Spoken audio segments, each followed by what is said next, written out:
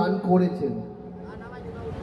তো আমি ওনাকে বললাম, অবশ্যই কুমার শানু একটা লেজেন্ড আমাদের মিউজিক ইন্ডাস্ট্রির, কিন্তু উনিও কম নয়।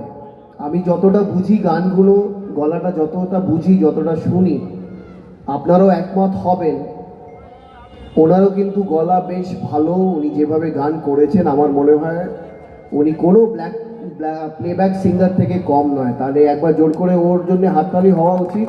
আর তার সাথে সাথে আমাদের মিউজিশিয়ান যারা আছে, পুরো সবকটা ব্যান্ডে বিভিন্ন ইনস্ট্রুমেন্ট যারা বাজান, তারা আমাদের সবাইকে শুনতে বেশ ভাল লাগে, কিন্তু যেভাবে ওনারা নিজের আর্টিস্টিক কাজগুলো করে তার জন্য তাদেরকে শুভেচ্ছা, ভালোবাসা, অভিনন্দন।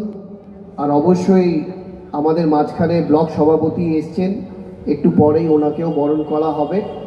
আমার কাছে অবশ্যই আপনারা জানেন সময় একটু কম থাকে, তাই দৌড়াদৌড়ি করতে হয়, কিন্তু এই আড়ুপাড়া মিলন সংঘর ক্লাবের ব্যাপারে যদি বলতে হয়, অবশ্যই অনেক পুরনো ক্লাব।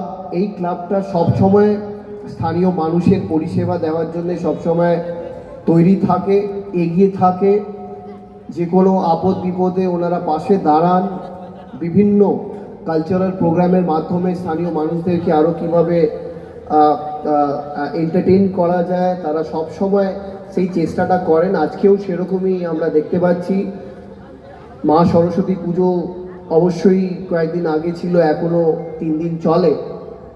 তাই মা সরস্বতী পুজোটাকে সামনে রেখে অবশ্যই আমাদের এই এলাকার ছাত্রছাত্রীরা যারা আছেন তাদেরকে আগাম শুভেচ্ছা অভিনন্দন জানানোর জন্যে তাদেরকে সম্মানিত করা হবে আজকে। তাই এই যে প্রচেষ্টাটা আড়ুপাড়া মিলন সংঘর ক্লাবের পক্ষ থেকে, তাদের সকলকে প্রত্যেক কটা